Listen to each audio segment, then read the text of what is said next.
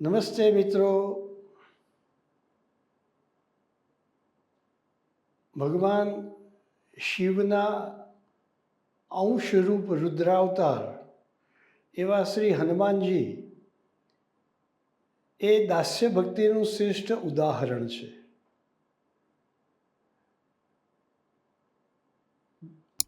શ્રવણમ કીર્તનમ વિષ્ણોઃ સ્મરણમ પાદસેવનમ અર્ચનમ વંદનમ દાસ્યમ સખ્યમ આત્મનિવેદનમ. શ્રીમદ ભાગવતમાં ભક્ત પ્રહલાદજીએ જે નવધા ભક્તિની વાત કરી છે, એ જે 9 પ્રકારથી ભગવાનની ભક્તિ કરાય છે એમાં એક આ દાસ્ય ભક્તિ છે.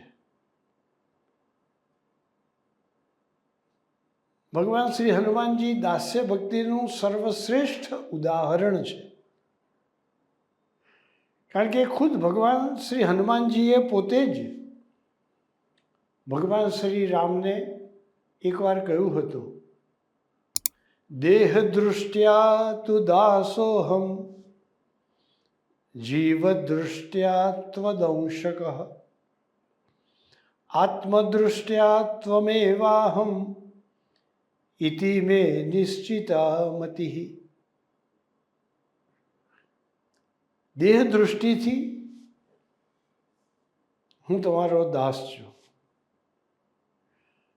આ દેહથી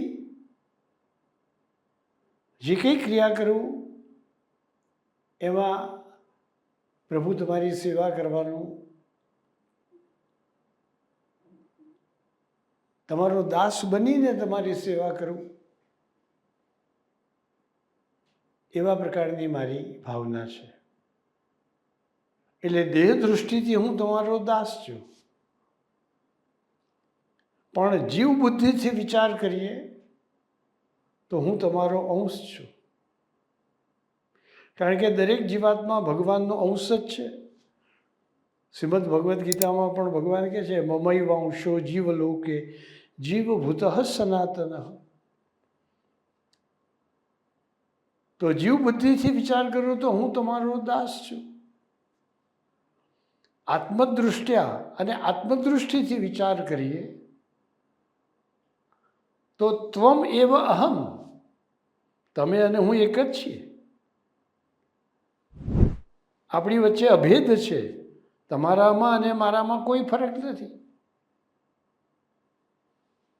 ઇતિ મેં નિશ્ચિતા મતિ, આ મારી નિશ્ચિત મતિ છે. હનુમાનજી ભગવાન શિવનો રુદ્ર રૂપે પ્રગટ થયેલો, રુદ્ર જે કહેવાય છે એમાં 11મા રુદ્રનો આ અવતાર છે. ભગવાન શિવના અંશથી વાયુ દ્વારા કપિરાજ કેસરી અને અંજની દ્વારા ભગવાન શ્રી હનુમાનજીનું ચૈત્ર સુદ પૂર્ણિમાના દિવસે પ્રાગટ્ય થયું હતું.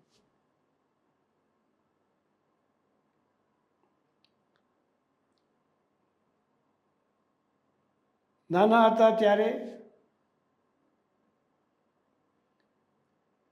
ઇન્દ્ર ઐરાવત ઉપર બેસીને આવી રહ્યો હતો, ત્યારે એ સફેદ ઐરાવતને કોઈ મોટું ફળ છે એમ સમજીને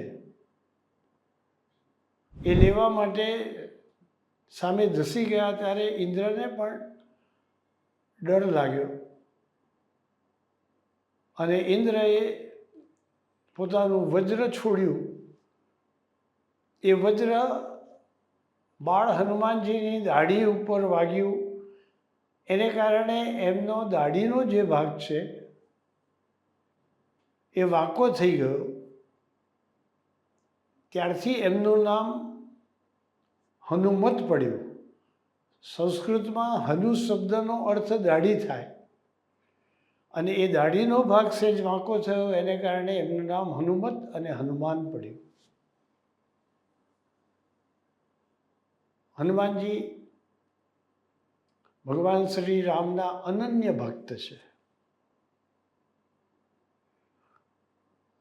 એમની સ્તુતિમાં કહેવામાં આવ્યું છે, મનોજવમ મારુતતુલ્ય વેગમ, એ મનના જેવા અત્યંત ઝડપી છે.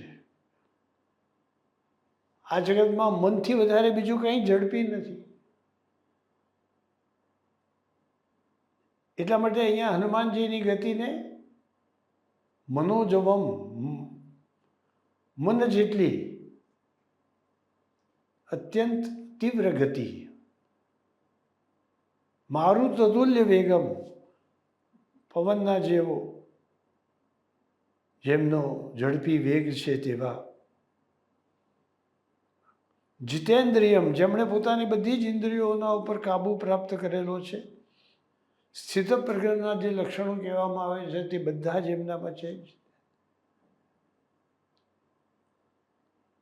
બુદ્ધિમતામ વરિષ્ઠમ, તમામ પ્રકારના બુદ્ધિમાનોમાં, તમામ પ્રકારના જે મહાન જ્ઞાની પુરુષો થયા એમાં જે શિરોમણી છે, હનુમાનજીના જેટલા બુદ્ધિમાન જગતમાં કોઈ નથી, એટલે એમને બુદ્ધિમતામ વરિષ્ઠમ કહેવામાં આવ્યા છે.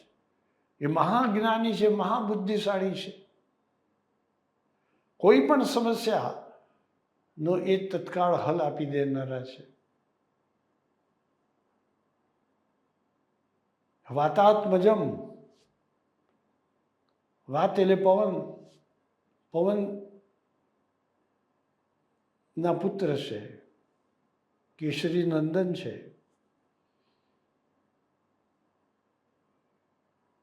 વાયુ દ્વારા વાનર રાજ કેસરી અને અંજનીમાં તેમનો પ્રાદુર્ભાવ થયો, એ પવન પુત્ર કહેવાય છે. વાનર યુથ મુખ્ય, વાનરોના યુથના એ મુખ્ય છે. શ્રીરામ દૂતમ શરણમ પ્રપદ્યે, આવા ભગવાન શ્રી રામના દૂત એવા શ્રી હનુમાનજીના હું શરણમાં જાઉં છું. હનુમાનજી, જય હનુમાન જ્ઞાન ગુણ સાગર, જય કપીસતી હું રોગ ઉજાગર. હનુમાન ચાલીસામાં આપણે બોલીએ છીએ, એ જ્ઞાનનો પણ ભંડાર છે અને ગુણનો પણ ભંડાર છે. તમામ પ્રકારના ભગવદ્ ભક્તમાં જે ભક્તના લક્ષણો હોય, તમામ પ્રકારના જે સદપુરુષમાં સદગુણો હોય, એ તમામ હનુમાનજીમાં પણ છે.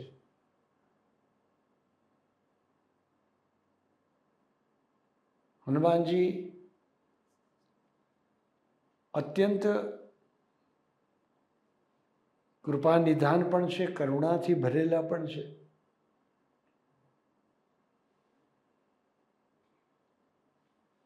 એકવાર એવું બન્યું કે વાલ્મીકી મુનિ એ રામાયણની રચના કરી પછી એમના જોવામાં આવ્યું કે હનુમાનજીએ પર્વતની શિલાઓ પર પોતાના વજ્ર જેવા નખોથી રામાયણ જેવું જ મહાન કાવ્ય લખ્યું છે. હનુમાનજી તો વાલ્મીકી મુનિ કરતાં પણ વધારે જ્ઞાની છે. એમના લખેલા રામાયણ ને પ્રસિદ્ધિ પ્રાપ્ત થયા બાદ વાલ્મીકી રામાયણની કોઈ કિંમત ના રહે. એટલે વાલ્મીકી ઉદાસ થઈ ગયા કે મેં આટલી બધી મહેનત કરી અને રામાયણ લખ્યું, પણ મારા રામાયણની મૂલ્ય જરા પણ આ જગતમાં રહેશે નહીં. એટલે હનુમાનજીએ એમને પૂછ્યું કે તમે કેમ ઉદાસ થઈ ગયા છો? તો તેમણે કહ્યું કે આ કારણથી કે મેં પણ હનુમાનજી તમારી જેમ ભગવાન શ્રી રામના ચરિત્રનું આલેખન રામાયણ કાવ્યમાં કર્યું છે, પણ તમારું આ કાવ્ય વાંચ્યા પછી હું પણ એટલો ગદગદ થઈ ગયો છું, હું પણ એટલો પ્રભાવિત થઈ ગયો છું. કંઈ નહીં, તમે લખેલું રામાયણ વધારે શ્રેષ્ઠ છે, એ વધારે પ્રસિદ્ધ થાય તો જગતને વધારે ભગવાન રામના ચરિત્ર વિશે જાણવા મળશે. મન મનાવી લીધું વાલ્મીકીએ, પણ હનુમાનજી એટલા ઉદાર છે, એટલા કૃપાપૂર્ણ છે કે એમનાથી વાલ્મીકી મુનિના હૃદયનું દુઃખ ન જોવાયું. એટલે એમણે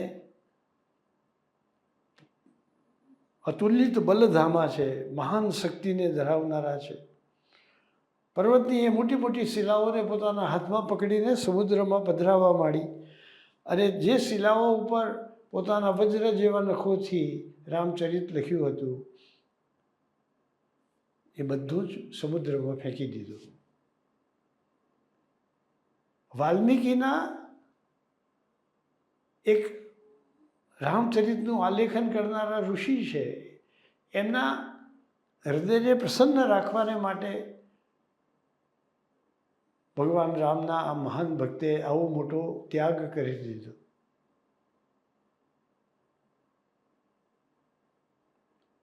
હનુમાનજી ભગવાન રામના સંબંધમાં આવીને એટલા બધા પ્રસન્ન છે, એટલા બધા આનંદિત છે. જ્યાં રામકથા થાય છે ત્યાં એ સાંભળવા પહોંચી જાય છે.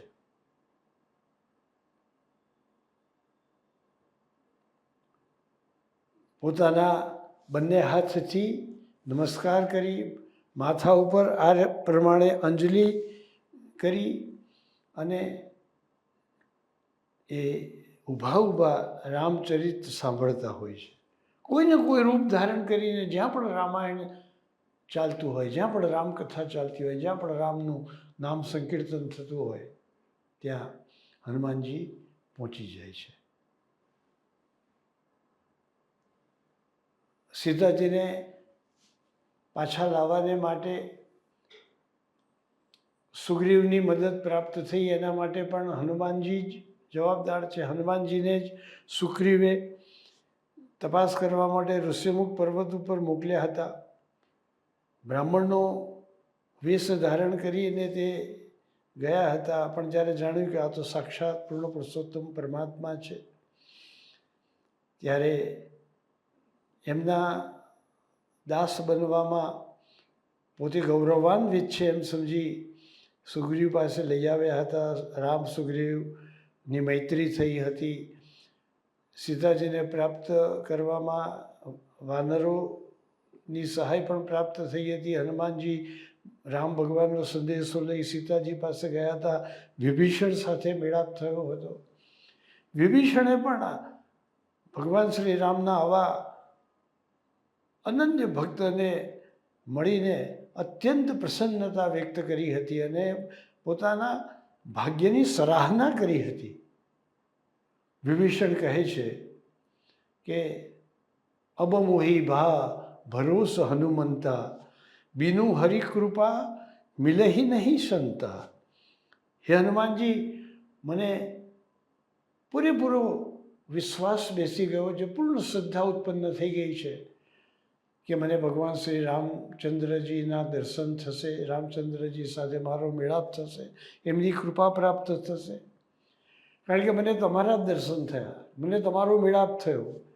બીની હરિકૃપા મિલહી નહીં સંતા. ભગવાનની કૃપા વિના સંત પુરુષોનો સમાગમ થતો નથી. તમારા જેવા મહાન રામ ભક્તનો સમાગમ થયો એ તો મારા ભાગ્યની વાત છે. તો વિભીષણ અને હનુમાનજી વચ્ચે ભગવાન રામનો સુંદર ગુણાનુવાદ ત્યાં થયો અને વિભીષણ ભગવાન રામના શરણમાં ગયા અને ભગવાન રામની કૃપાને પ્રાપ્ત થયા. તો હનુમાનજી એ આપણને રામ રસાયણની પ્રાપ્તિ કરાવે છે. અને રામ રસાયણ એવું છે કે જે દુનિયાના બધા રસાયણ કરતાં ચડી જાય છે. તનિક ઘટ મેં સંચરે સબ તન કંચન હોય. સહેજ પણ આપણા શરીરમાં જો એ ઉતરે ભગવાન રામના નામનું રસાયણ, સભી રસાયણ હમ કરી નામ સમ ન કોઈ. અનેક રસાયણો કર્યા પણ ભગવાન રામના નામ જેવું બીજું કોઈ રસાયણ નથી. તનિક ઘટ મેં સંચરે, સહેજ પણ આપણા શરીરમાં ઉતરે. સબ તન કંચન હોય તો આખું આપણું શરીર કંચનવર્ણનું બની જાય છે, એટલે કે આપણો કાયાકલ્પ થઈ જાય છે. એટલે કે આપણે સામાન્ય માનવીમાંથી ભગવાનના ભક્ત બનીએ છીએ. ભગવાનના ભક્ત બની અને આપણે ભગવાનની કૃપા પ્રાપ્ત કરી અને ભગવાનના સ્વરૂપના સુખને પ્રાપ્ત કરી શકીએ છીએ.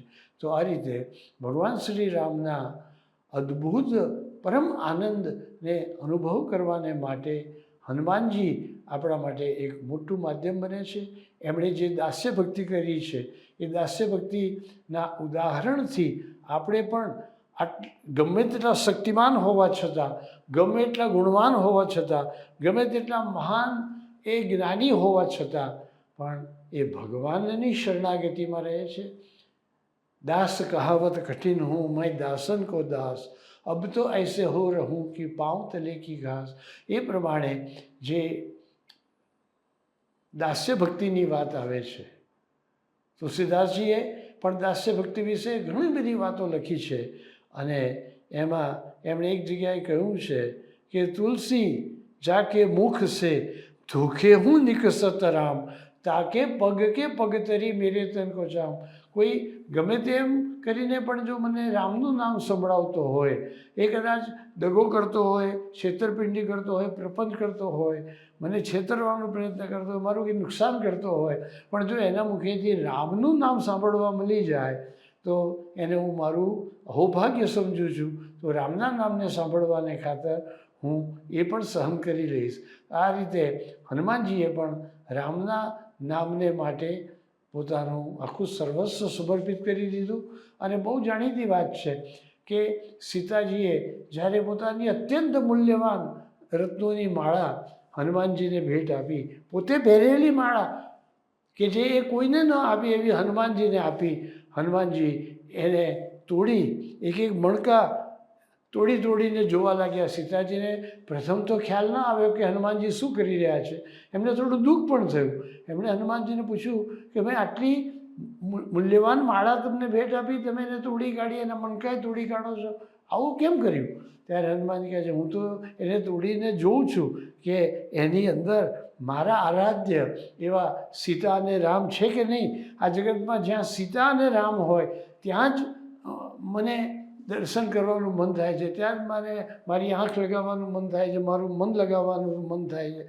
પ્રભુ તો મારામાં એવા સમાઈ ગયા છે. समाया है तू ऐसा मेरी आँखों में, जिधर देखता हूँ उधर तू ही तू है. પરમાત્મા મારી આંખોમાં એવા સમાઈ ગયા છે કે જ્યાં જઉં ત્યાં મને એના દર્શન થાય. એટલે જો એની અંદર મારા રામ અને સીતાના મને દર્શન થતા હોય તો એ મૂલ્યવાન, અને એમાં જો એ દર્શન ન થતા હોય તો પછી મારે એ શું કામનું? તો સીતાજી કહે છે કે તમારા હૃદયમાં રામ અને સીતા છે ખરા? તમે બહાર બધે શોધો છો પણ તમારા હૃદયમાં છે ખરા? તો કહે છે હા, મારા હૃદયમાં તો સદાય બિરાજે છે. તો એમણે પોતાના વજ્ર જેવા નખોથી પોતાની છાતી ચીરી અને બતાવ્યું તો બધા લોકોને હનુમાનજીની છાતીમાં, એમના હૃદયમાં, અંતઃકરણમાં રાજ સિંહાસન ઉપર બિરાજમાન થયેલા રામ અને સીતાના દર્શન થયા. આ રીતે જેમણે પોતાનું સમગ્ર જીવન રામ અને સીતાની ભક્તિમાં વ્યતીત કરી દીધું એવા મહાન રામ ભક્ત રામદૂત શ્રી હનુમાનજીને આપણે પ્રણામ કરીએ. નમસ્કાર.